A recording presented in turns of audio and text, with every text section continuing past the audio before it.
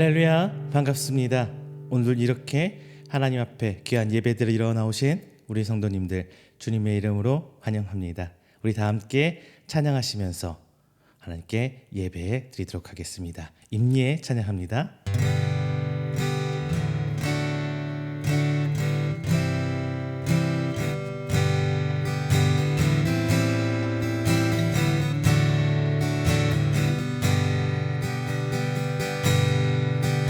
우리 모두 예배하는 자 되어 온전히 영과 진리로 주를 예배하자.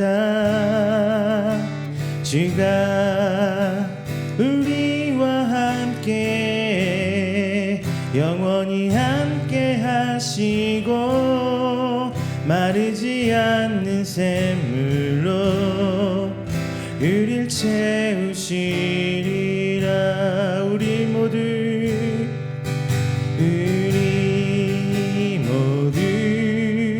예배하는 자 되어 온전히 영과 진리로 주를 예배하자. 주가 우리와 함께 영원히 함께 하시고 마르지 않는 샘물로 우릴 채우시리라. 우리 모두 예배하는 자 되어 온전히 영과 진리로 주를 예배하자. 주가 우리와 함께 영원히 함께 하시고 마르지 않는 샘물로 우릴 채우시리라. 우리 모두 예배하는 자 되어 온전히 영과 진리로 주를 예배하자. 주가 우리와 함께 영원히 함께 하시고 마르지 않는 샘물로 우릴 채우시리라. 할렐루야. 우리 시간 함께 오늘 드리는 예배를 위해서 기도하도록 하겠습니다. 주님 아버지, 우리의 시간 예배를 붙들어 주시옵소서. 시간 우리의 찬양을 통하여 영광 받아 주시옵소서. 오늘을 살아가는 우리에게 오늘 시간을 통하여 주님의 형상을 회복할 수 있는 귀한 시간 되게 해 주시옵소서 라고 함께 기도하시고요. 또 하나 기도할 것은 이 시간 전쟁으로 인해서 죽음 앞에 서 있는 귀한 하나님의 생명들, 그리고 강원도 산불로 인해서 여전히 힘들어하고 아파하고 있는 하나님의 민족들 위해서 다 함께 이 시간 기도하도록 하겠습니다. 다 함께 기도합니다. 사랑과 내가 충만하신 내 주 하나님 아버지, 감사와 영광 돌립니다. 하나님 앞에 택한 받은 귀한 성도들 이 시간 나와 주님을 예배합니다. 이 시간 붙들어 주시옵소서. 시간을 통하여 주님 아버지 역사하여 주시옵소서. 각 성도들의 심령 주 하나님 붙들어 주시사 시간 하나님 앞에 전심으로 나아가는 시간이 될 수 있도록 하나님 인도하여 주시고, 저희 각지에서 각기 다른 시간 예배를 드리지만 하나님 동일하게 역사하여 주시사 오직 하나님의 성령님의 귀한 역사심을 체험할 수 있는 시간 될 수 있도록 주님 아버지 붙들어 주시옵소서.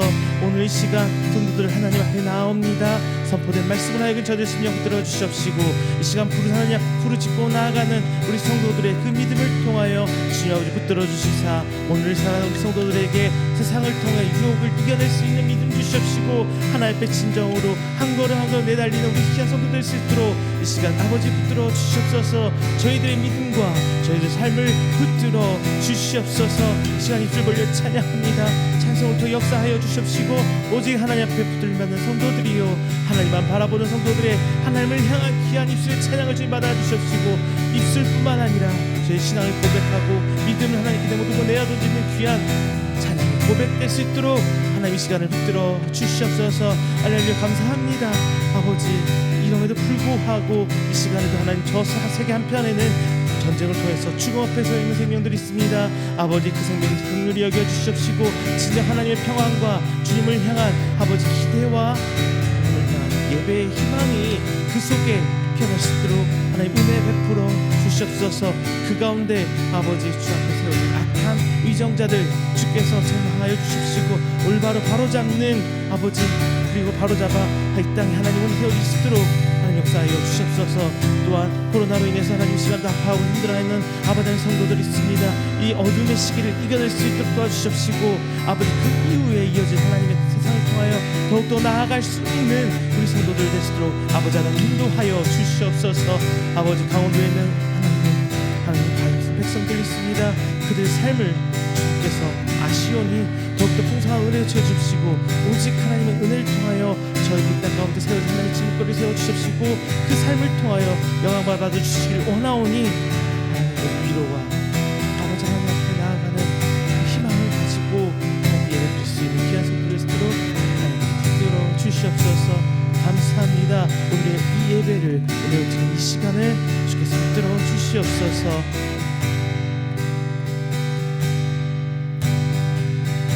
이 시간 다 함께 찬양합니다. 주 나의 모습 보내.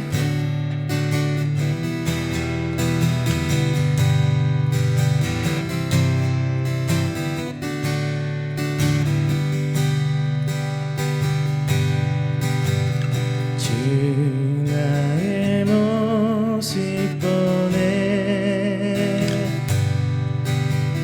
상한 나의 맘 보시네.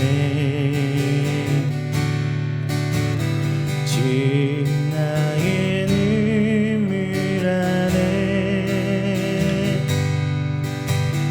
홀로 울던 맘 아시네. 다시 한번요. 주 나의 모습 보내.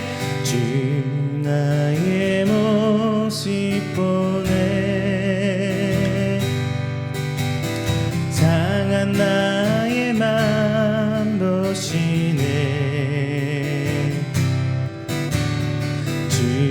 나의 눈물 안에 홀로 울던 맘 아시네. 세상 소망 다 사라져가도 주의 사랑은 끝이 없으니 살아가는 이 모든 순간이 주의 힘을 나는 믿네. 주 나의 모습 보내. 주 나의 모습 보내.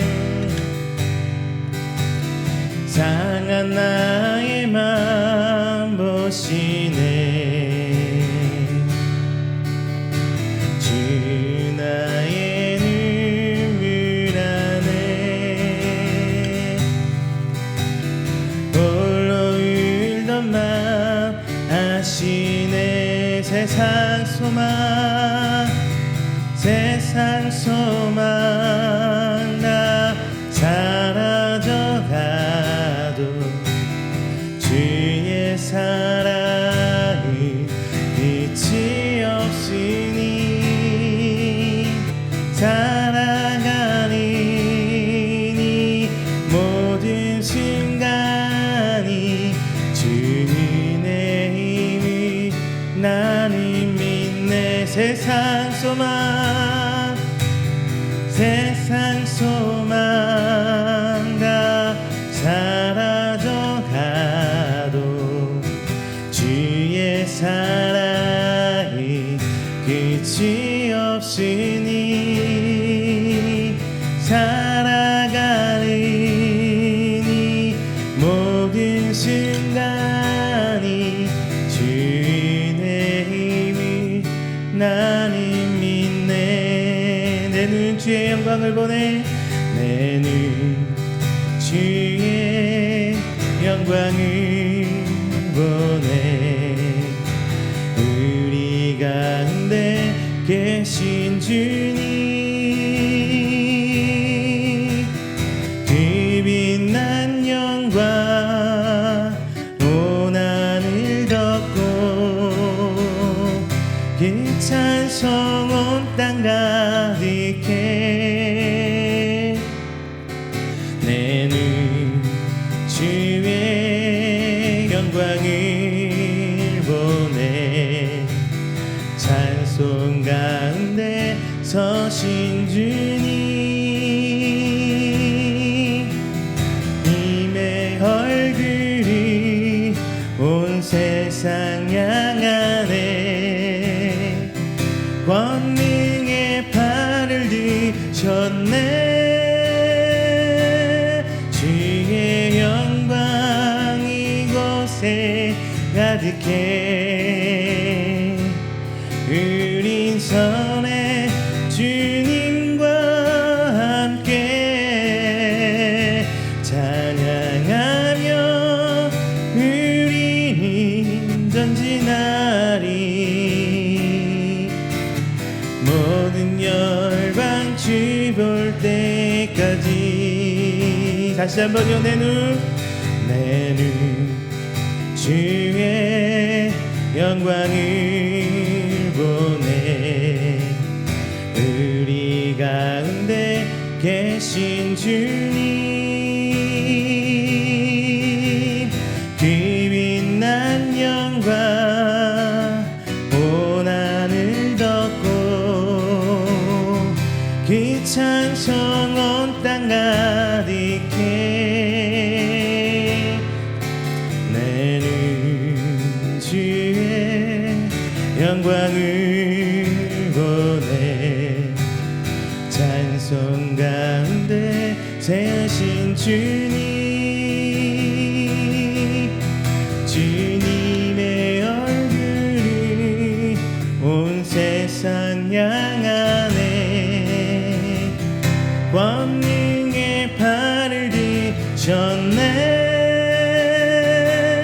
주의 영광 이곳에 가득해 우린 선해 주님과 함께 찬양하며 우리는 전진하리 모든 열방 주올 때까지 하늘 아버지 우리 새롭게 하사 열방 중에서 주를 섬기게 하소서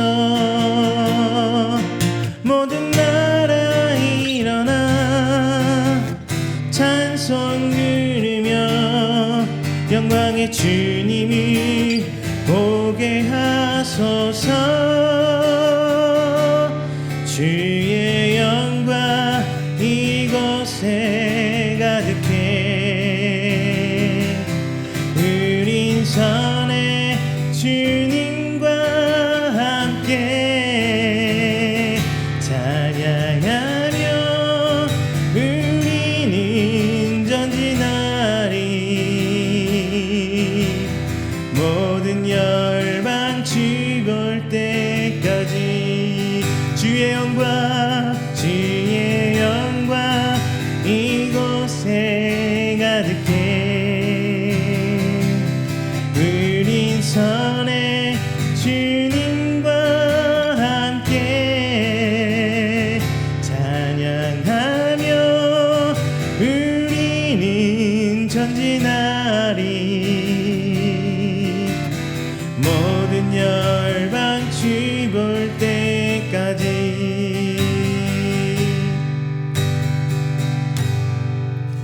할렐루야. 이 시간에는 우리 함께 드린 예배를 위해서 조용하게 기도하는 시간 갖도록 하겠습니다. 다 함께 기도합니다.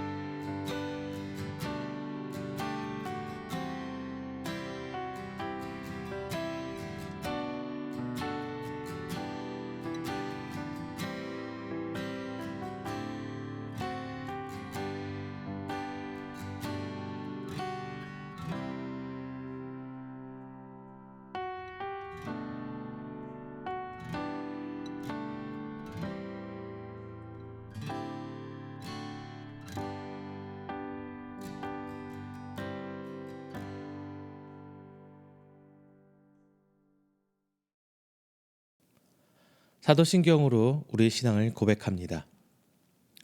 전능하사 천지를 만드신 하나님 아버지를 내가 믿사오며 그 외아들 우리 주 예수 그리스도를 믿사오니 이는 성령으로 잉태하사 동정녀 마리아에게 나시고 본디오 빌라도에게 고난을 받으사 십자가에 못 박혀 죽으시고 장사한 지 사흘 만에 죽은 자 가운데서 다시 살아나시며 하늘에 오르사 전능하신 하나님 우편에 앉아 계시다가 저리로서 산자와 죽은 자를 심판하러 오시리라.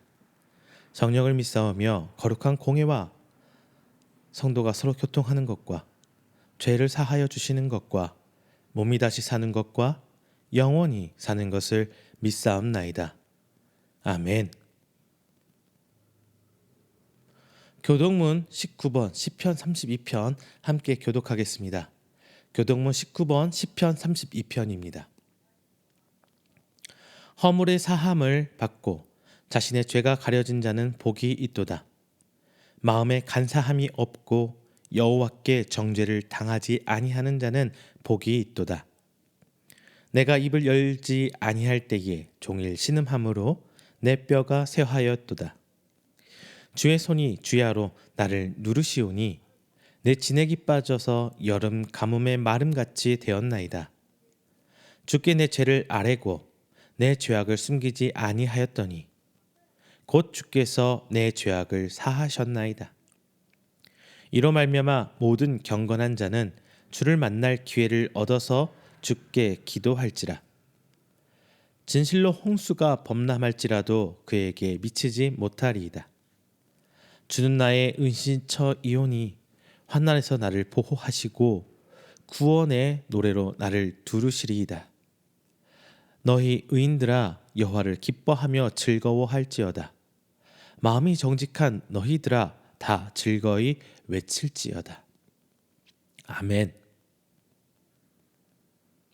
다 함께 찬송가 442장, 찬송가 442장 함께 찬양하겠습니다.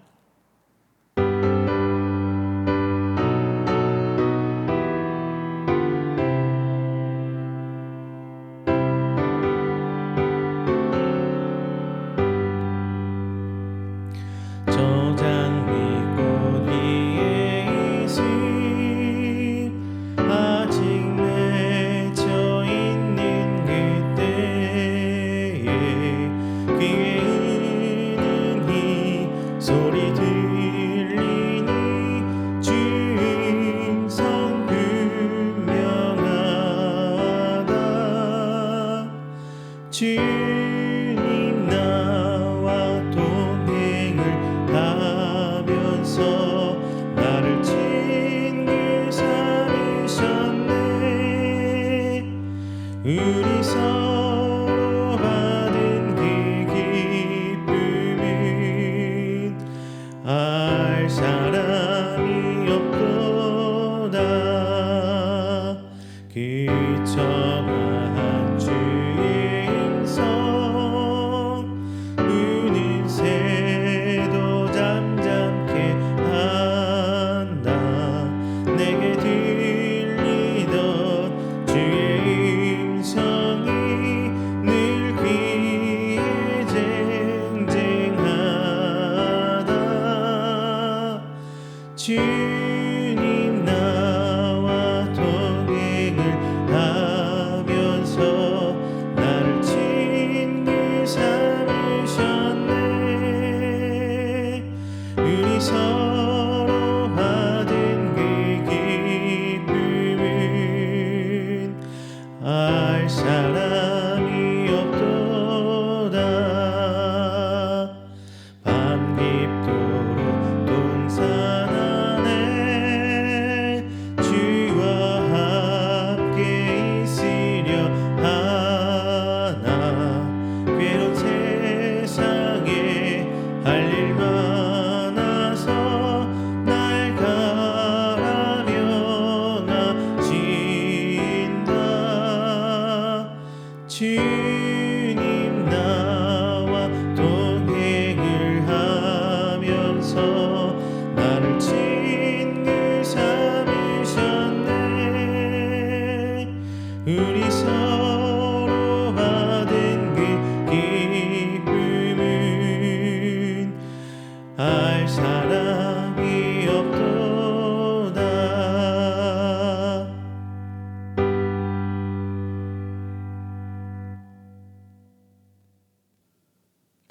이 시간에는 우리가 함께 드리는 이 예배를 위해서 제가 대표해서 기도하도록 하겠습니다. 다 함께 기도합니다. 사랑과 은혜가 충만하신 우리 주 하나님 아버지, 감사와 영광 돌립니다. 하나님 앞에 택함 받아 부활할 수 있었던, 하나님 앞에 거듭날 수 있었던 귀한 성도들, 새 한 주를 시작하며 하나님께 나아와 오늘 시간 예배로 영광 돌립니다. 주님 아버지, 오늘 시간 우리의 예배를 통하여 귀 받아 주시고 기뻐 받아 주시사 오직 하나님의 은혜로 말미암아 오늘을 살아가는 하나님의 귀한 성도 될 수 있도록 하나님 은혜 베풀어 주시옵소서. 부활절을 맞이하며 저희 하나님 앞에 기쁨으로 나아갈 것만, 역시나 우리의 삶은 내 발은 여전히 세상을 향해, 나의 눈도 여전히 세상을 향해 가는 죄 가운데 있었음을 아버지 시간 하나님 앞에 고백합니다.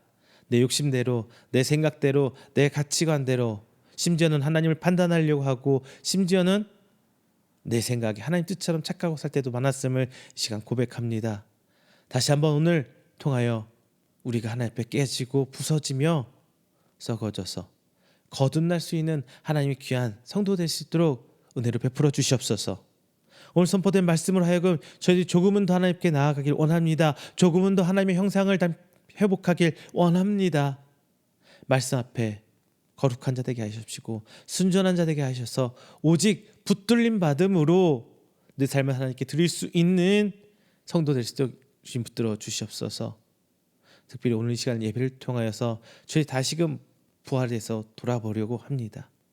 회개하는 회개의 영시간 허락하여 주시고, 또한 그로 말미암아 변화된 나를 보고 기쁨을 누릴 수 있는 하나님 은혜 또한 허락하여 주셔서 오늘 한 주간도 기쁨으로, 더 복된 기쁨으로, 더 큰 희락으로 살아갈 수 있는 우리 성도들 속 주님 아버지 인도하여 주시옵소서. 그럼에도 불구하고 오늘 이 시간 전쟁의 아픔 앞에, 죽음 앞에 몰린 생명들도 있습니다. 하나님 그 생명들 귀히 여겨주시고 긍휼히 여겨주시사 그 가운데서도 희망하고 희망을 꿈꾸고 하나님 베푸신 그 기쁨을 알게 하도록 새 힘으로 그들을 일으켜 세워주시사 다시금 주를 향해서 예배드릴 수 있는 그날이 오도록 하나님 인도해 주십시고, 잘못된 위정자들 주님 할아버지 앞에 회개하고 돌이켜 주시사 하나님의 징계 앞에 바로 서나가며 오직 하나님을 사랑하는, 생명을 살아가는 그 하나님을 알 수 있도록 인도하여 주시옵소서. 이 나라 가운데서도 화재로 힘들어하는 하나님의 백성들 생명들 있습니다. 하나님 그들이 좌절하고 있지만, 힘들어하고 있지만 하나님 손 내밀어 주시고 그들이 하나님의 은혜의 손들을 잡아 오늘의 어려움을 이겨나고 내일의 기쁨을 맛볼 수 있는 귀한 하나님 성도들 속 주님 아버지 붙들어 주시옵소서. 이 시간 함께 기도하는 우리 성도들의 각 가정까지 인도하여 주시옵시고 오직 성령님의 임재를 체험할 수 있는 귀한 시간 될 줄 믿사오며 살아계신 예수님의 이름으로 기도드립니다. 아멘. 오늘 함께 은혜 나누신 말씀은 고린도전서 15장 12절부터 20절까지 말씀입니다. 고린도전서 15장 12절부터 20절까지 말씀, 제가 가진 성경으로 신약 282쪽입니다. 다 함께 성경 찾으셔서 함께 봉독하겠습니다. 고린도전서 15장 12절부터 20절 말씀 함께 봉독합니다. 그리스도께서 죽은 자 가운데서 다시 살아나셨다 전파되었거늘 너희 중에서 어떤 사람들은 어찌하여 죽은 자 가운데서 부활이 없다 하느냐. 만일 죽은 자의 부활이 없으면 그리스도도 다시 살아나지 못하셨으리라. 그리스도께서 만일 다시 살아나지 못하셨으면 우리가 전파하는 것도 헛것이요 또 너희 믿음도 헛것이며 또 우리가 하나님의 거짓 증인으로 발견되리니 우리가 하나님이 그리스도를 다시 살리셨다고 증언하였음이라. 만일 죽은 자가 다시 살아나는 일이 없으면 하나님이 그리스도를 다시 살리지 아니하셨으리라. 만일 죽은 자가 다시 살아난 일이 없으면 그리스도도 다시 살아나신 일이 없었을 터이요. 그리스도께서 다시 살아나신 일이 없으면 너희의 믿음도 헛되고 너희가 여전히 죄 가운데 있을 것이요. 또한 그리스도 안에서 잠자는 자도 망하였으리니 만일 그리스도 안에서 우리가 바라던 것이 다만 이 세상의 산품이면 모든 사람 가운데 우리가 더욱 불쌍한 자이리라. 그러나 이제 그리스도께서 죽은 자 가운데서 다시 살아나사 잠자는 자들의 첫 열매가 되셨도다. 아멘. 할렐루야, 반갑습니다. 지난 한 주간도 하나님의 은혜 가운데 평안하셨습니까? 어떻게 지내셨나요? 지난주에 저희가 예배를 저희 이음교회 자체적으로 예배를 드리지 못했습니다. 저희 가정이 이제 아이들부터 시작해서 코로나가 싹 돌아가지고요. 지난주에는 예배를 이렇게 이음교회 자체적으로 드리지 못했습니다. 기다리셨던 분들께는 너무나 죄송하고, 또한 하나님 앞에 사역하는 자로서 피치 못하게 예배 드리지 못함에 대해서 하나님 앞에 너무 죄송스러운 건 사실입니다. 그런데 제가 몸이 다 회복된 줄 알았어요. 그랬던데 다 회복된 건 아닌가 봐요. 찬양하면서 갑자기 식은땀이 주룩주룩 흘러가지고 혹시 보이시는지는 모르겠네요. 옷이 땀으로 다 젖었어요. 혹여나 제가 예배 중에 기침을 한다든가 깜짝 놀랄 이게 소리가 나더라도 이해해 주시기를 부탁드립니다. 아직 다 회복된 건 아닌 것 같습니다. 지난주가 우리 부활절이었습니다. 부활절. 그래서 지난주 부활 절기에 대한 설교를 준비했다가 이번 주에 또 부활절을 저희가 예배드리지 못했는데 그렇다고 해서 부활에 관해서 놓치고 지나가기에는 너무나 하나님 앞에 하나님 주신 큰 은혜이고 너무나 큰 부분이기 때문에 오늘 부활절 절기 설교와는 조금 다르게 한번 부활에서 현재 우리의 시점을 신앙을 점검해보고, 그렇다면 우리가 말씀 제목처럼 나는 왜 부활을 부인했는가? 나 부활 부인한 적 없는데? 이런 질문을 하실 수 있어요. 하지만 한 가지씩 짚어보면서 내가 진짜 하나님을 부활을 믿었었던가 한번 신앙을 점검해 보시고요. 그리고 내 신앙을 말씀 가운데 비춰보면서 그래, 부활이 있어야, 그리고 부활을 믿고 부활이 내 안에서 진리가 되어야 내게도 부활이 있고 하나님 앞에 구원받을 수 있구나 라는 우리의 신앙을 짚어보시면서 오늘 시간 말씀 가운데 함께 은혜 나눠보도록 하겠습니다. 먼저 첫 번째, 나는 왜 부활을 부인했는가? 여러분 가만히 생각해 보세요. 저는 그 첫 번째 이유로 부활 그 자체를 믿기 힘들기 때문이라고 말씀드리고 싶습니다. 이거는 저도 그 선을 쉽게 넘어갈 수 없어요. 목사님들도요. 부활? 그래. 부활 그 자체를 어떻게 쉽게 믿을 수 있을까요? 이게 과학적으로든 어떤 물리적으로든 설명이 가능한 이야기입니까? 논리적으로도 설명은 불가능한 이야기입니다. 그러니까 이 자체로도 정말 믿기 힘든 사실이기 때문에 우리는 부활에 대해서 쉽게 접근하지 못해요. 아니, 부활을 그래 믿은 거야 아멘 하면서도 정작 그 부활은 내 안에 없을 수도 있습니다. 제가 이건 하나 짚고 넘어가야 될 것 같아요. 여러분, 부활은 무엇입니까? 부활. 죽었다가 다시 살아나는 게 부활이죠. 부활. 자, 그렇다면은 이전 죽었던 것은 이전 나의 과거의 모습은 완전히 없어져 버리고 이제 새로운 생명체로서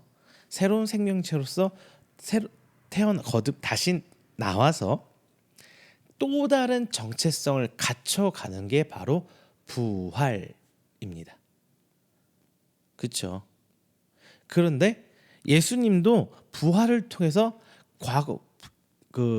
부활 이전에 예수님과 부활 이후에 예수님은 완전히 달라졌어요. 어떻게? 예수님 부활 이전에는 불완전한 육신의 우리의 몸 상태를 갖고 오셨죠. 그러니까 배도 고프셨고 잠도 오셨고 육신도 피곤하고 힘들었어요. 그렇죠? 그리고 화도 났어요. 여러분, 예수님 화낸 장면 생각나십니까? 딱 한 장만 떠올리면 이거예요. 예수님께서 성전 앞에서 장사치를 다 엎어버린 거, 장사판을 그냥 엎어버리셨잖아요. 성전 앞에서 장사하신 사람들한테 예수님 화도 냈어요. 육신을 입었기 때문에 그 한계를 벗어나지 못했습니다. 그게 부활 이전의 예수님의 정체성이에요. 자, 그렇다 보니까 예수님이 죽으실 수밖에 없었어요. 왜? 불완전한 우리의 육체는 죽어야죠. 그렇죠? 죽을 수밖에 없어요. 그런데 부활 이후는 어떻게 되셨습니까? 이제 똑같이 우리처럼 육신을 입으셨건만 우리처럼 불완전한 육신이 아니라 완전한 육신을 가지고 이 땅에 오셨어요. 순식간에 여기서 여기로 이동도 합니다. 그리고 어떻게 오셨는지 막 물리적인 벽도 막 통과하는 것처럼 성경은 묘사를 하고 있어요. 그리고 심지어 얼굴이나 전체적인 분위기 상태가 제자들이 같이 밥 먹고 있으면 못 알아봐요. 옆에 지나가도 못 알아봐요. 예수님인지. 그럴 정도로 완전한. 그리고 제일 큰 변화는 예수님께서 부활한 육신을 입고 다시 죽으셨습니까? 아니죠. 그대로 승천하셨어요. 그대로 승천하셨어요. 이런 예수님의 정체성. 그렇다면 예수님이 말하는 부활, 우리에게 기대했던 부활은 현재 이 땅에서 예수님이 우리에게 기대했던 부활은 어떤 부활일까요? 예수님처럼 완전한 다른 정체성을 가지고 부활하는 건가요? 아니죠. 부활, 예수님은 거듭남, 이전과 다른 나의 삶을, 이전에는 내가 주인된 삶을 살았다면 이제는 예수님이 주인된 삶을 사는 나의 정체성을 보여주길 원하셨습니다. 왜? 이 땅에서 사는 우리는 예수님처럼 육체가 완전히 죽었다가 살아나는 게 아니기 때문이에요. 우리가 육체가 완전히 죽었다가 살아나는 건 언제냐? 마지막 심판 때로 예정되어 있습니다. 그렇기 때문에 이 땅에서 우리는 여전히 거듭났다고 하지만 불완전한 상태예요. 여전히 우리는 죄를 짓기도 합니다. 여전히 우리는 하나님 말씀 앞에 잘못하기도 해요. 하나님께 내 사명이라고 믿고 나아갔지만 결국은 그 앞에 좌절하기도 해요. 어떤 분은 나 예수님 몰라요. 우리 아이들은 나 교회 끊을래요. 그러면서 튀어나가기도 해요. 이게 우리의 거듭났다고 말하는, 거듭났다고 고백하는 우리의 현 주소 아닙니까? 그 상황에서 우리가 어떻게 부활 그 자체를 믿을 수 있겠습니까? 그렇죠? 부활 그 자체를 믿기 힘들어요. 오늘 본장의 말씀, 사도 바울은요, 믿는 사람들을 향해서, 믿지 않는 사람들을 향해서 부활을 막 역설하고 있는 게 아니에요. 믿지 않는 사람들을 향해서 부활을 역설하고 있는 것이 아닙니다. 부활을 믿고 있는 사람들을 향해서 지금 부활에 대해서 역설하고 있어요. 왜? 믿는다고 하면서 부활을 믿지 않는 사람들이 교회 안에 있었어요. 그 교회가 어느 교회냐? 고린도 교회였단 말이에요. 물론 오늘 본 편지가 고린도 교회를 향해 쓴 글은 맞습니다만 교회 전역에 이런 분위기가 있었던 걸로 보입니다. 교회에 부활을 믿지 않는 크게 두 개의 부류의 사람들이 있었다고 해요. 먼저 첫 번째는 이 당시의 문화는 어떤 문화냐? 우리가 세계사라든가 이런 배웠다시 헬레니즘 들어보셨나요? 헬레 사상, 그리스 사상. 거기에는 이원론이란 게 있어요. 영은 선하고 육은 악하다. 이원론. 막 빠져 있다 보니까 이 선하고 악한 것에 따른 예수님이 그렇다면은 악한 육을 입고 오셨던 사람이 되어버리는 거예요. 이게 가치관처럼 이게 쉽게 바뀌지 않는 거예요. 우리가 가르친다고 뭐 했다고 평생 내가 살아온 가치관 잊혀지나요? 안 잊혀져요. 그냥 그들의 사고방식에는 그 체계가 깔려 있어요. 그렇다 보니까 예수님의 완전한 부활, 죽었다가 완전한 육체를 입고 완전하게 다시 부활하신, 완전체로 부활하신 하나님의 성육신, 이 사건을 보고 제대로 믿지 않았어요. 그래서 변형시키기 시작합니다. 어떻게? 예를 들자면 예수님은 잠깐 육체를 잠깐 입으셨던 거예요. 우리한테 보여주려고.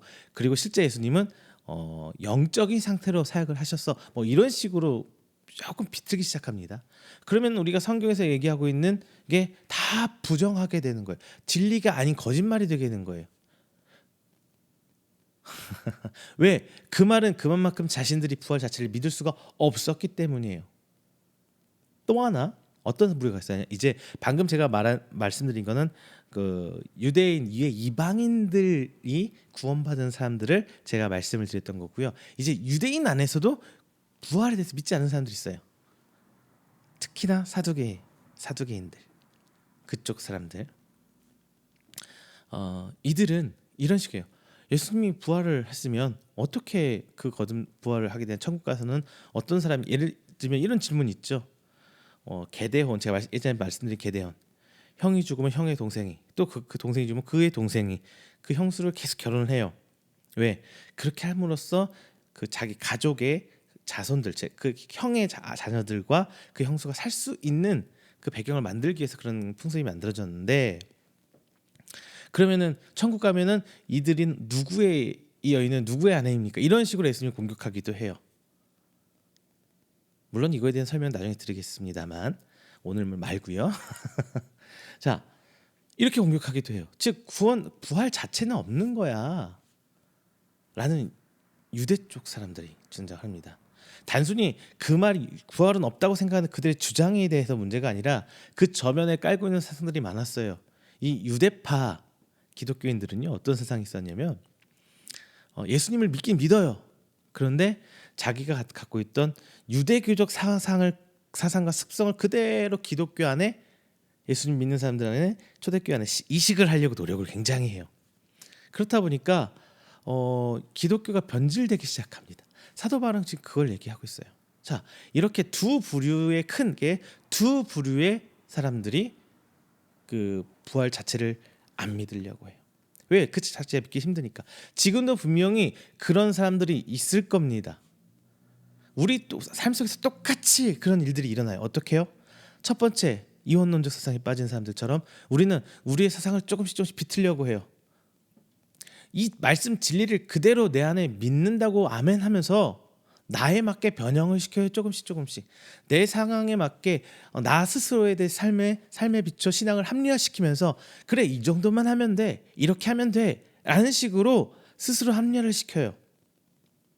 이전에 나는 충분히 하나님 앞에 고생했으니까 이제는 이렇게 누려도 돼, 이제는 조금 하나님 앞에 해도 돼, 이런 식으로 말이죠. 이게 무엇을 말하느냐? 예수님 믿는다고 하면서 부활을 부정한 겁니다. 왜? 내 과거의 모습은 버려야 되는데 내 모습은 자꾸 신앙 안에서 조금씩 깨지고 부서지고 쪼개지면서 육의 것은 저버리고 점점 하나님의 형상을 회복해 나가야 되는 삶이 되는데, 예전에 내가 아주 열심히 신앙생활을 했다고 해서 열정적으로 막 뜨겁게 했다고 하면서 나이 들어서 나 이제 못해, 힘이 빠져서, 여기까지는 좋아요. 이해할 수 있어요. 그런데 자기 삶을 스스로 합리화시켜서 신앙을 조금씩 변형시켜 간다면 문제가 분명히 있는 겁니다. 왜요?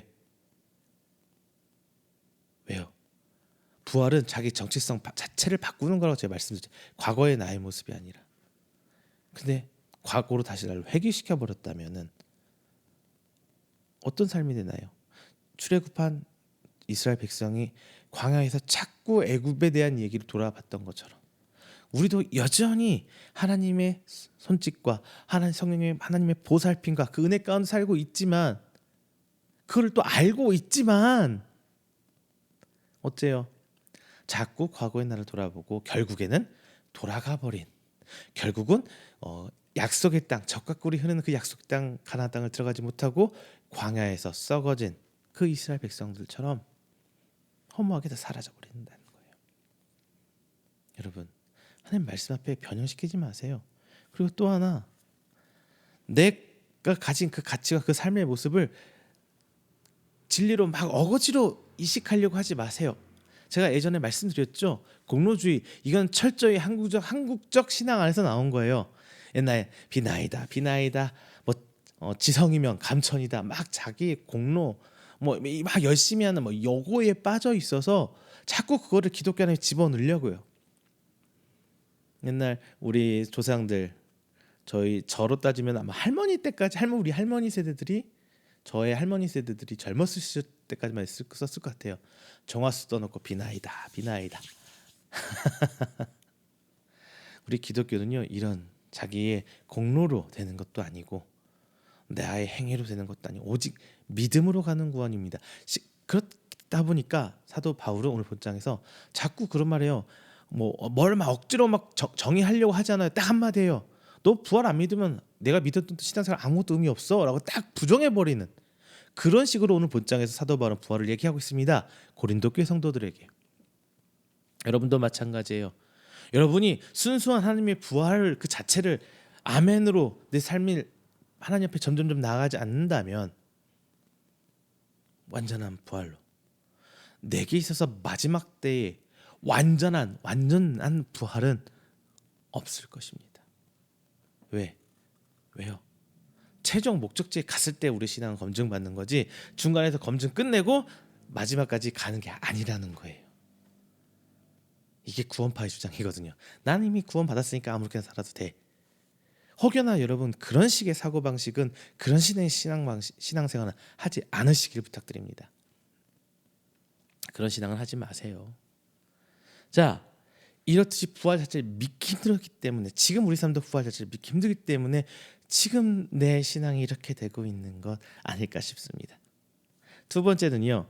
진리에 대한 믿음보다 내가 하는 지식에 대한 더 확신이 컸기 때문이에요. 자, 여러분, 진리란 무엇입니까? 진리란 무엇이에요? 진리란 어떤 일이 있어도 어떤 경우에도 변치 않는 게 진리입니다.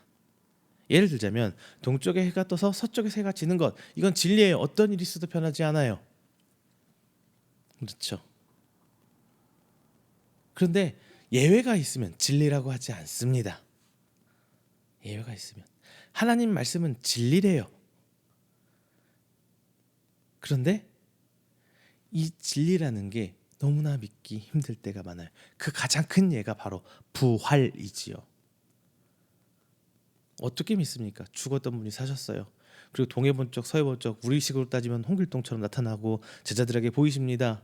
내 손에 못자국 난 내 손을 만져라. 창 찔린 내 옆구리를 네 손에 넣어봐라. 토마에게 그러시잖아요. 그럼에도 불구하고 그들은 의심합니다. 왜? 좀처럼 믿을 수가 없었기 때문이에요. 가장 큰 이유가 뭐냐? 내가 기존에 알고 왔던 내 육으로 알았던 그 지식들이 하나님이 말씀하신 예수님이 말씀하신 그 진리라는 것 때보다 더 이쪽이 더 확신이 크기 때문이에요. 제가 말씀드렸죠. 서두에서 헬라파 기독교인들, 유대파 기독교인들 얘기하면서 헬라파 기독교인들은 자기 사고 전체에 깔려 있는 그 이원론적 사고 방식 때문에 기독교를 그 진리를 변형시켰다고요. 그리고 유대파들도 자기네 목숨처럼 생각했던 율법을 그 교회 안에 이식하려고 노력했다고요. 왜? 하나님의 순수한 믿음을 받아들이기보다 내가 아는 지식을 더 확실히 믿고 있기 때문에 부활이 희석되는 것입니다. 여러분의 삶 가운데서도 아마 그럴 거예요. 성경에서 이렇게 살아야 됩니다. 저렇게 살합니다. 저렇게 해야 됩니다. 이렇게 합니다. 라고 가르치고 있지만 결국 내가 쫓아가는 내 삶의 모습을 보면은 어때요? 내가 아는 방식으로 하나님을 믿으려고 해요. 성경에서 가르치는 방식으로 내 삶을 살려고 하는 게 아니라 내가 생각하는 가치관대로 내가 그동안 살고 믿어왔던 확신을 가졌고 내 신념대로 신앙생활을 하나님께 표현하려고 합니다. 그래서 교회 안에서 분쟁이 생기는 거예요. 하나로 모아지지 못하는 거예요. 왜? 너무나 각기 다른 하나님을 주장하고 있거든요. 가장 좋은 예화가 이거예요. 눈먼 장님이 코끼리 만지는 상황. 그렇죠. 그럴 수밖에 없어요. 왜? 하나님은 어마어마한 우리 사고방식을 넘어서는 엄청난 분이신데 내가 만난 하나님이 다라고 생각하니 내 경험적으로 하나님을 끝내려고 하니까 정의를 하려고 해버리려고 하니까 안 나오는 거예요. 하나님께 그런 부분 내어 맡기세요. 판단하지 마세요. 여기에 가장 기초한 중요한 게 내가 하나님을 판단하기 때문에 판단이 되는 지식을 더 확신하게 되는 거예요. 진리는 내 판단으로 들어오지 않기 때문에 진리보다는 내가 판단할 수 있는 내 지식 안에서 하나님을 평가해 보려고 하는 심리가 우리 안에 있다는 말입니다. 이거는 신앙생활 10년 했든 20년, 30년쯤 상관이 없어요. 오히려 신앙생활을 더 오래 하신 분들이 이런 유의 잘못을 범하기가 더 쉽습니다. 왜? 그간 10년, 20년, 30년 동안 나도 모르게 나의 방식들이 정답처럼 진리처럼 만들어버린단 말입니다. 부활이란 것은 그 사이에 들어올 틈이 없어요. 왜? 부활은 그 사이에 진리는 그 사이에 들어올 이유가 없어요. 그 전체를 깨부셔야 부활의 진리가 들어옵니다.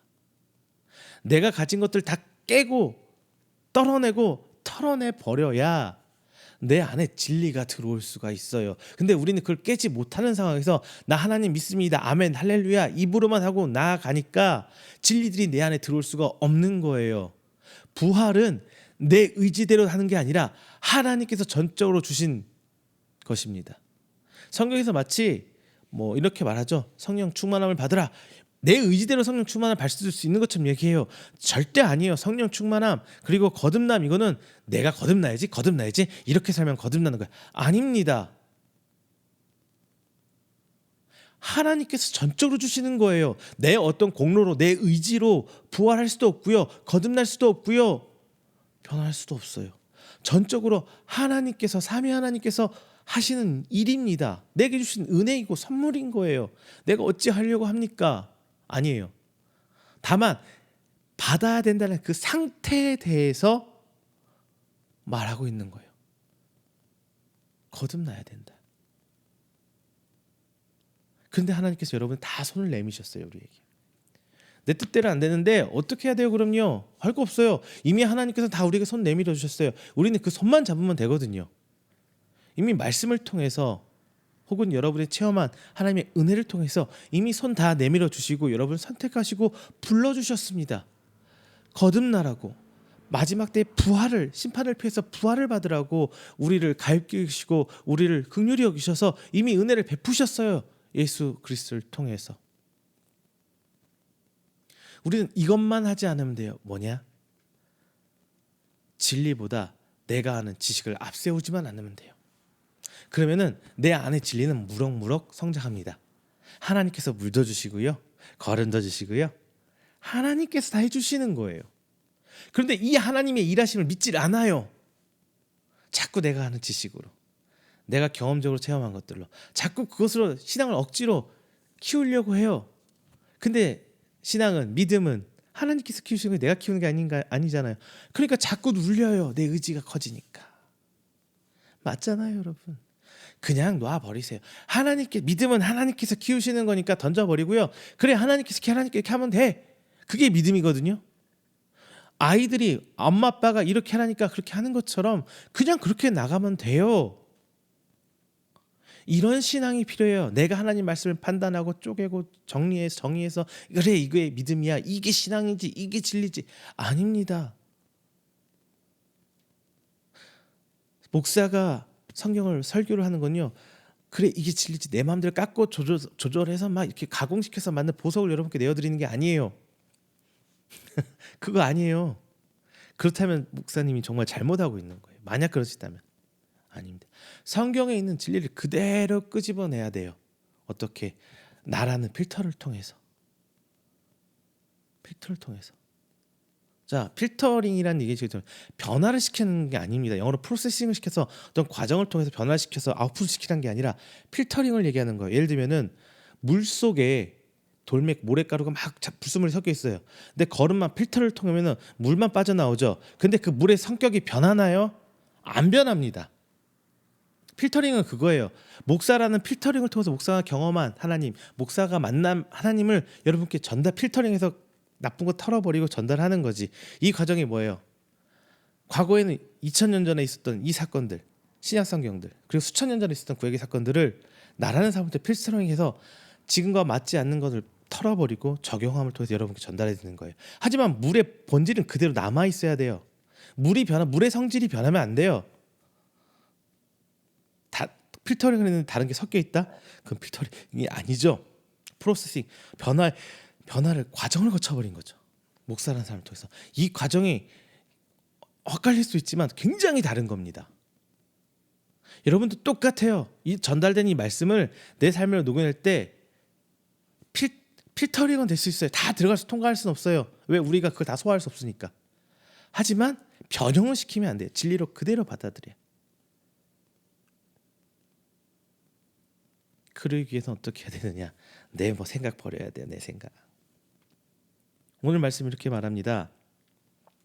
그리스도께서 죽은 자 가운데서 다시 살아나셨다 전파되었거늘. 12절 말씀입니다. 너희 중에서 어떤 사람들은 어찌하여 죽은 자 가운데서 부활이 없나 하느냐. 부활이란 걸 전했잖아요. 그럼 그냥 믿으면 돼요. 그걸 증명할 필요도 없고요. 어떻게 논리적으로 논증적으로 접근할 필요도 없습니다. 예수님께서 부활했어요. 그리고 부활의 그 증인들이 그대로 있습니다. 예수님 묻힌 그 굴 속에서 확인한 여인들도 있고요. 제자들도 직접 확인했고요. 예수님을 따르던 그 외에 많은 사람들도 예수님을 봤습니다. 그들이 초대교회의 양분이 된 거예요. 그리고 그 부활한 예수님은 지금 우리를 통해서 만나주고 있습니다. 여러분의 신앙, 여러분의 변화의 과정들, 첫 번째 만남, 첫사랑을 생각해 보세요. 그게 사람이 할 수 있는 건가요? 내 의지가 할 수 있는 건가요? 아니죠. 예수님, 그 살아계신 예수님, 수천 년 전에 이미 죽고 썩어져 없어 육신을 입었어야 할 것만 그 예수님은 썩어서 죽어지지 아니고 지금도 우리와 만나 주신다고 하면 지금 내가 부활의 예수님이 증인된 상태가 된 거예요. 사도 바울은 본인도 그렇게 얘기를 하고 있고요. 그 예수님 만났다는 것 자체가 내가 부활의 증인이 된 거예요. 그런데 우리는 여전히 광야 가운데서 불기둥 구름기둥 만나와 메추라기를 먹으면서 어째요? 하나님을 믿지 못하는 불순종했던 출애굽하는 이스라엘 백성처럼 그 부활의 예수님 만나 보고도 우리는 부활을 믿지 못합니다. 자꾸 내 방식대로 생각하려고 해요. 판단하려고 해요. 버려놓으세요. 내려놓으세요. 자, 마지막 세 번째는요. 부활을 믿으면 잃을 게 너무 많아서예요. 부활을 믿으면 잃을 게 너무 많아요. 그렇기 때문에 부활이 두렵습니다. 이게 무슨 말이냐? 여러분 아실 거예요. 이스라엘 백성도 부활을 믿으면 자기 이전의 삶 전체를 부정해야 돼요. 헬라파 기독교인들 자기 가치관 다 던져버려야 돼요. 이혼론적 사고방식 다 이게 근데 빼는 게 진짜 힘들거든요. 쉽게 안 빠져요. 우리 신앙의 선배들 보면요, 그들 예수님 100년 전에 예수님 처음 복음이 전파되고 이 땅에 왔을 때 정말 희한하게 예수님을 믿어요. 희한하게. 뭐 물론 이게 잘됐다 못했다를 하는 게 아니라 우리가 믿는 이게 하나님 믿는 방식이야라고 우리 방식대로 예수님 믿어요. 선교사들이 그 모습들이 신기했던 거예요. 뭐 여러 가지 사례가 있습니다만 제가 일일이 거하면은 또 시험 드시는 분들이 있기 때문에 거론하진 않을게요. 다만 이상한 모습을 서양에서 건너 선교사들이 볼 때 얘네 뭐지?라고 생각할 정도로 이상한 모습으로 신앙생활 할 때가 정말 많았어요. 그랬어요. 그냥 그렇게 알고 계시면 돼요. 근데 중요한 거는 하나님이 그걸 받아주시고 역사하셨다는 거예요. 다만 하나님이 처음에 어린아이와 같은 신앙, 단단한 걸 씹지 못하고 부드러운 것만 먹을 수 있는 상태의 그 어린아이들은 그걸 용납해 주세요. 그런데 그가 자라 성인이 됐는데 여전히 하나님 앞에 성인이 되고 자라나서 하나님께서 성장하길 받는데 이제는 맺는 열매를 수확을 원하시는 하나님께서 여전히 입만 무성한 상태의 우리를 본다면은 실망하시는 거예요. 지금 우리는 이제 과거처럼 우리 마음대로 믿으면 안 돼요. 이미 그 시기는 넘어갔어요. 성경에서 말하는 하나님의 그 본질을 찾아서 그 말씀 순수한 말씀드렸죠. 필터링 되면서 변질되지 않는 그 순수한 진리를 믿어야 되는데 우리는 과거의 것을 버리기 힘들기 때문에 버리고 싶지 않기 때문에 어떻게 돼요? 부활하지 못하는 경우가 많아요. 자, 예를 들면 저희 어머니가 지금 이 말씀 같이 보고 은혜 예배 드리고 계실 텐데요. 자꾸 저희 어머니 얘기를 합니다. 다른 사람 예를 들을 수가 없어서 그러다가 시험 드니까 저희 어머니가 저하고 예배 드리면서 신앙생활 같이 하시면서 네 말씀 왜 이렇게 어렵냐? 너무 어려워. 어떻게 해야 될지 모르겠어. 어려워. 제가 명확히 몇 번 찝어주세요. 그건 어려운 게 아니라 듣기가 싫은 거예요. 제가 어머니한테. 그건 어려운 게 아니에요. 말씀은 정말 쉬운데 내가 과거에 했던 거 그것 때문에 부딪히는 거예요 라고 제가 말씀드렸어요. 우리 신앙에 나이 연세 좀 있으신 우리 신앙의 어르신들 분들 얘기 들으면 내가 70년 80년대 그렇게 신앙생활 그렇게 배워서 그렇게 신앙생활을 해왔어요. 자, 좋다 이거. 그거를 탓하고 하나님 책망하시지는 않아요, 과거를. 근데 이제 올바른 진리를 알았다면 어떻게 돼요? 그게 아멘하고 그냥 바꿔가면 되는데, 과거를 내 걸 툴툴 버리면 되는데 이 버려지지가 않아요. 오히려 그거에 부딪혀서 더 힘들고 더 어려워지고, 그렇게 말하는 사람을 심지어 돌을 던지려고도 해요.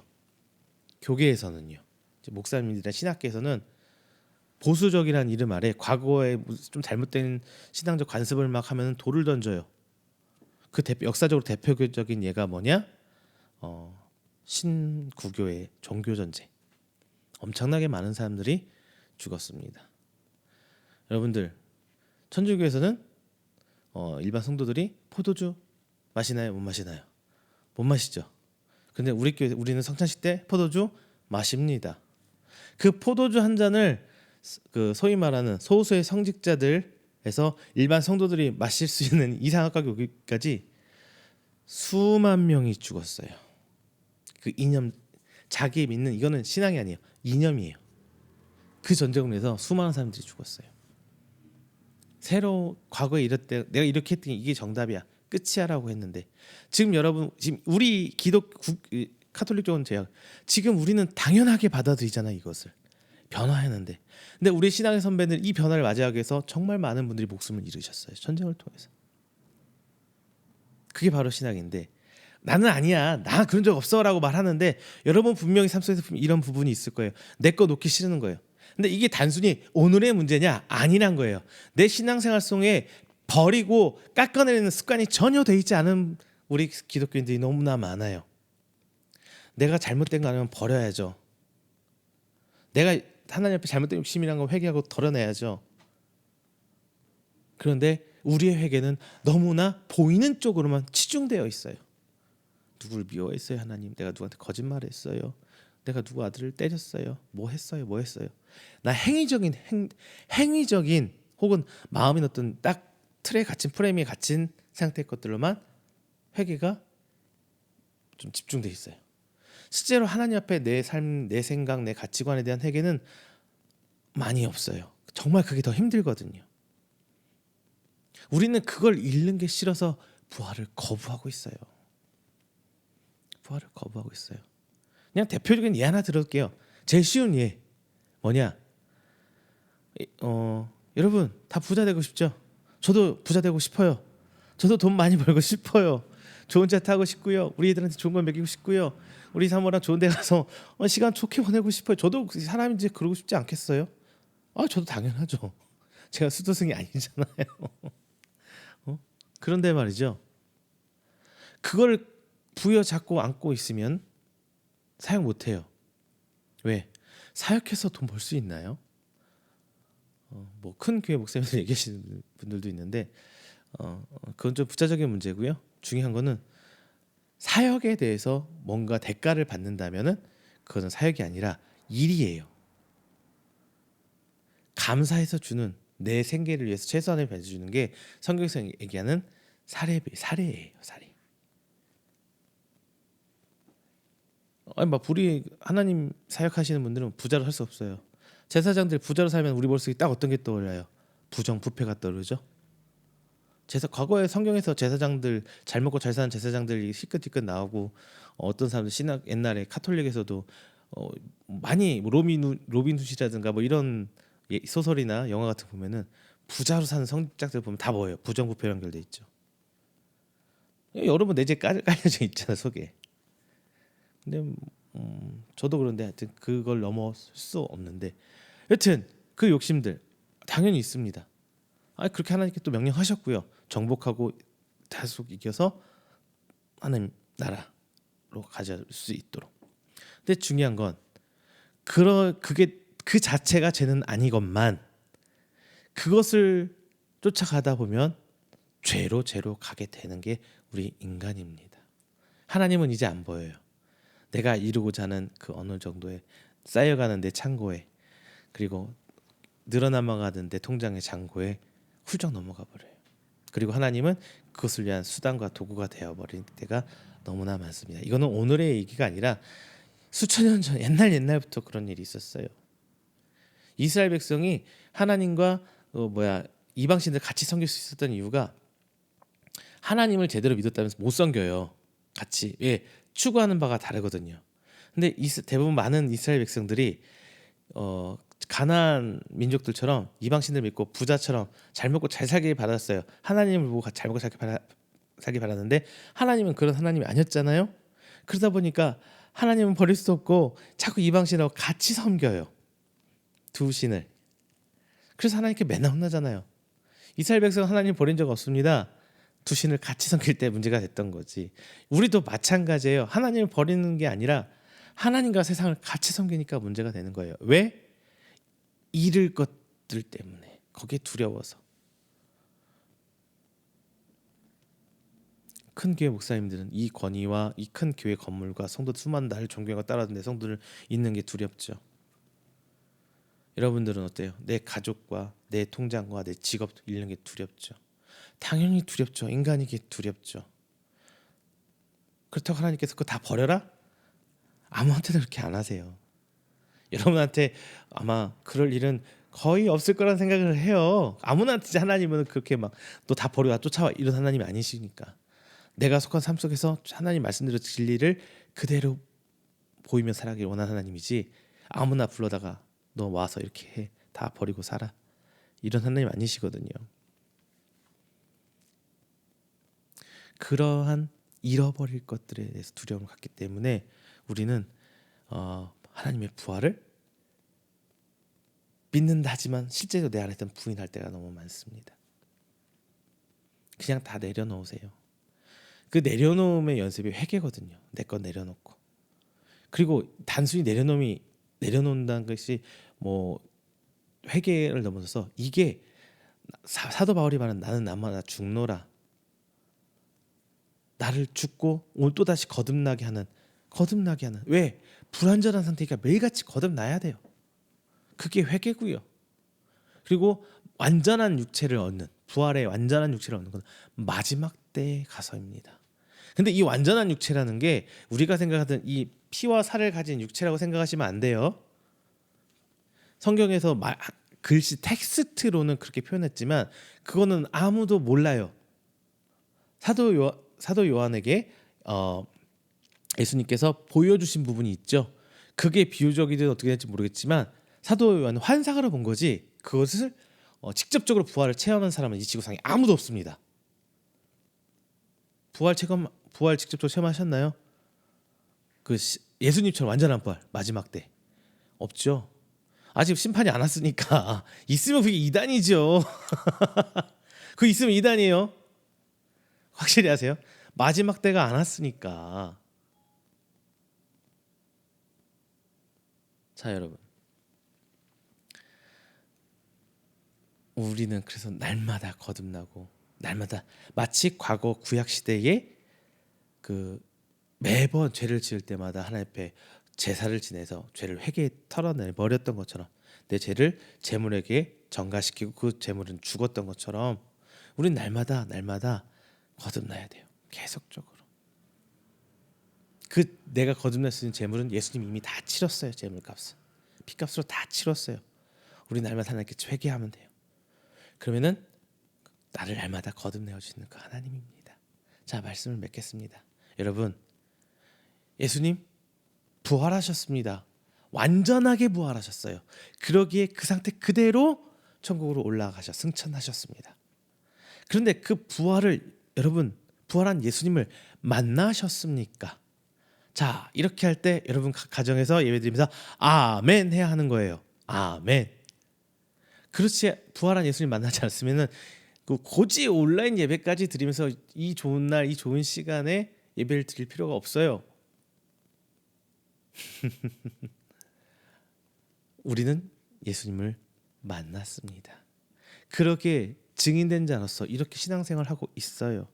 그런데 사도 부활이 말하는 이 고린도전서 15장의 말씀처럼 그 부활을 내가 믿지 않고 헬라파 기독교인 그리고 유대파 기독교인처럼 비록 개종하고 예수님 앞에 나왔다고 하지만 부활 그 자체를 믿기 싫어서, 믿어지지 않아서, 곧 진리보다는 내가 아는 것에 대한 확신이 더 크기 때문에 부활을 받아들이지 못하고, 내가 잃을 것이 너무 많아서 받아들이지 못한 그 내 삶을 털어버리시고 마지막에 올 부활한 그 예수님, 그리고 부활한 예수님이 그 모습, 올라가신 그 모습 그대로 내려오시는 그 마지막 때를 오히려 기대하면서 살아가신 여러분 되시길 바랍니다. 오늘은 그 마지막 날을 위한 연습이에요. 그 오늘을 여러분 매번 사도 바울의 나는 날마다 죽노라는 그 고백처럼 매일같이 죽어서 거듭나는 여러분의 삶이 되시길 부탁드립니다. 그 거듭남의 삶이 하나님의 은혜입니다. 그리고 그 은혜는 이미 약속된 은혜이고, 우리는 내밀어진 그 은혜를 손만 잡으면 그 가운데로 들어갈 수 있습니다. 여러분, 예수님의 그 부활로의 초대를 아멘하고 잡으시기를 축원드립니다. 그리고 마지막 때 심판날 이후에 좋은 곳에 가서 우리 함께 모여서 기쁨으로 하나님을 찬양하고 예배하는 우리 귀한 하나님의 성도들 되시기를 주님의 이름으로 축원드립니다. 다 함께 기도하겠습니다. 사랑 은혜가 충만하신 우리 주 하나님 아버지, 감사 영광 드립니다. 오늘 우리가 함께 하나님 앞에 예배드리면서 하나님을 찬양하면서 한 주일의 첫 시간을 드리면서 부활에 대해서 함께 말씀 나눴습니다. 오늘 이 시간 하나님께 회개합니다. 하나님, 내가 여전히 내 것을 털어내지 못하고 버리지 못하래서 그런 내 신앙 가운데 하나님 앞에 부활을 부인했던 오늘 이 시간 나의 모습을 회개합니다. 그리고 이제 다시 주님께서 내게 허락한 그 거듭남, 부활로 말미암아 새 옷을 입고 나아가겠습니다. 하나님, 이제 오는 한 주간 이 말씀 붙들고 변화된 나라의 모습으로 살 수 있도록 주님 붙들어 주시옵소서. 내 육신은 약해서 자꾸 과거로 돌아가려고 하지만 베푸신 은혜로 말미암아 내가 이제는 조금은 내가 가진 것 털어내고 잘못된 내 생각들 버려내면서 오직 하나님 앞에 순수한 그 진리로 붙들림마다 나아가는 내 모습 가운데 주님 주신 기쁨과 희락을 누리는 이번 한 주간이 되도록 하나님 붙들어 주시옵소서. 이 모든 말씀 살아계신 예수 그리스도의 이름으로 축복하며 기도드립니다. 아멘. 다 함께 찬송가 445장, 찬송가 445장 하시면서 준비하신 예물 하나님께 봉헌하겠습니다. 찬송가 445장입니다.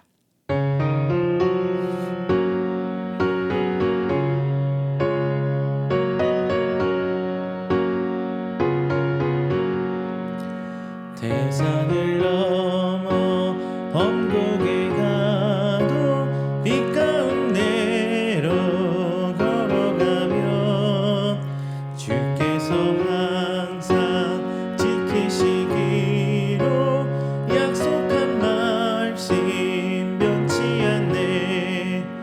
하늘의 영광 하늘의 영광 나의 맘속에 차고도 넘쳐 할렐루야를 힘차게 불러 영원히 주를 찬양하리. 캄캄한 밤에 다닐지라도 주께서 나의 길 되시고 나에게 밝은 빛이 되시니 길 잃어버릴 염려 없네. 하늘의 영광 하늘의 영광 나의 맘속에 차고도 넘쳐 할렐루야를 힘차게 불러 영원히 주를 찬양하리. 광명한 그 빛 마음에 받아 찬란한 천국 바라보고 할렐루야를 힘차게 불러 날마다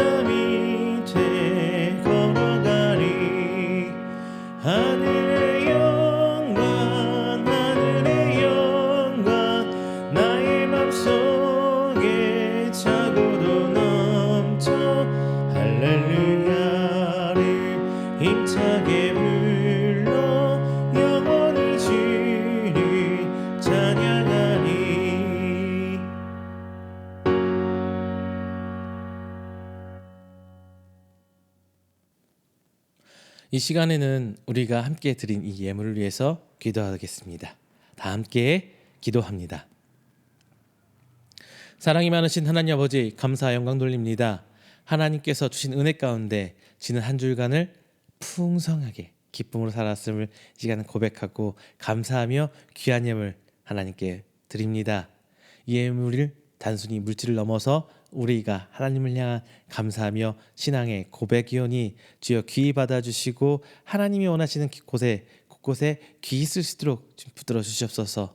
또한 그 가운데 쓰이는 곳곳에 주의 역사와 주의 손길이 더해지며 30배, 60배, 100배의 결실로 나타나 하나님 나라가 더욱더 크게 확장되고 교회가 하나님 앞에 부흥하며 오직 하나님을 향해 찬송하고 노래하는 예배 저서가 확장될 수 있도록 하나님 아버지 붙들어 주시옵소서. 특별히 하나님 앞에 이번 주는 부활 감사 헌금으로 모였던 모든 것을 우리 강원도 화재의 어려움에 있는 곳에 함께 심으려고 합니다. 주님, 그 가운데 귀한 하나님의 사랑하는 사람 만날 수 있도록 하여 주시고 쓰이는 곳으로 하여금 하나님 앞에 더욱더 위로받고 하나님께 돌아올 수 있는 생명들이요 하나님께 기쁨으로 희락으로 감사드릴 수 있는 곳에 쓰이도록 주 아버지 붙들어 주시옵소서. 또한 하나님 앞에 귀히 성미로 하나님 앞에 섬기는 주의 가정 섬기는 귀한 분도 계십니다. 하나님 그 가정 주께서 돌보시고 그 가정이 주의 종의 가정을 생각하고 기도한 것처럼 하나님 이 정도 그 가정을 기도하오니 하나님 은혜로 그리고 주의 복이 더하는 가정 될 수 있도록 건강도 함께 책임져 주시옵소서. 하나님 이 시간 이 교회를 돕는 많은 분들과 교회가 있습니다. 그것들 하나님께 책임져 주시고 함께 기도로 동역하며 나아갈 때 하나님 나라가 온전히 세워질 수 있도록 주 사역을 주께서 오시는 그 모든 방향을 함께 보며 나아갈 수 있도록 하나님 아버지 붙들어 주시옵소서. 그래서 주님 오시는 그날까지 충성하며 나아갈 수 있도록 건강으로 복으로 더하여 주시옵소서. 이 모든 말씀 살아계신 예수 그리스도의 이름으로 축복하며 기도드립니다. 아멘. 교회 앞에 광고 드리겠습니다.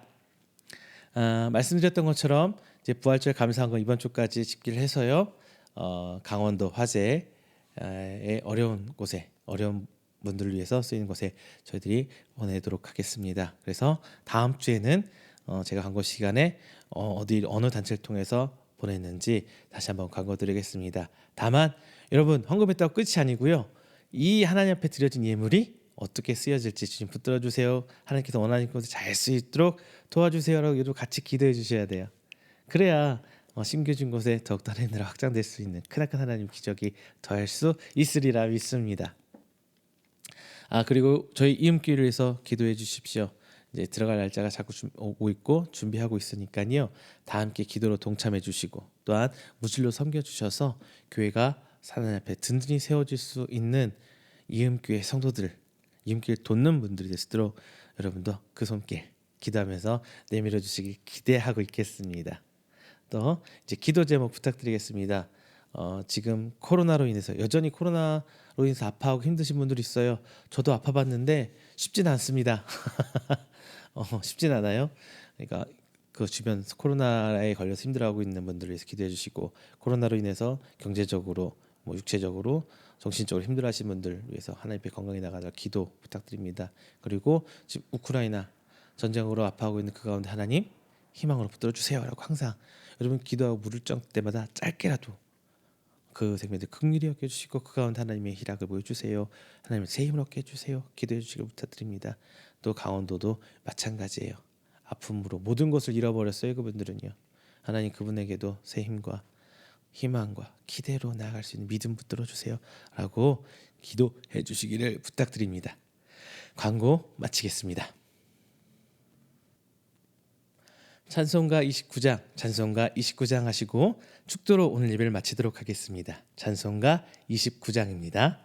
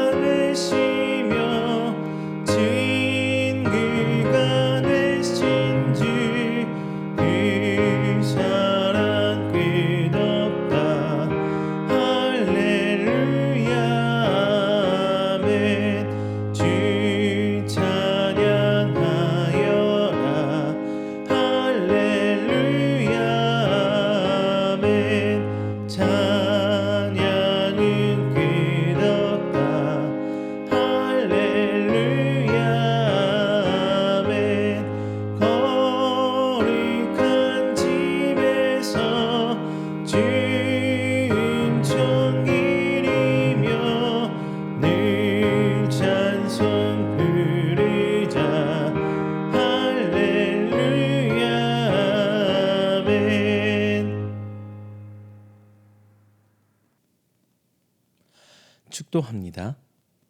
여호와는 내게 복을 주시고 너를 지키시기를 원하며 여호와는 그의 얼굴을 내게 비추사 은혜 베푸시기를 원하며 여호와는 그 얼굴을 내게로 향하여 드사 평강 주시기를 원하노라. 이제는 우리 주 예수 그리스도의 은혜와 하나님의 사랑과 성령님의 교통 교제하심이 오늘 이 자리는 하나님을 예배하고 찬양하며 선포된 말씀을 하여금 더욱더 하나님 앞에 회개하고 엎드리며 부활을 사모하고 마지막 때를 기대하길 원하는 우리 성도들의 머리 위에와 그의 가정과 직장과 사업장 그리고 그가 계획하던 모든 행사 위에 영원토록 함께 있을지어다. 아멘.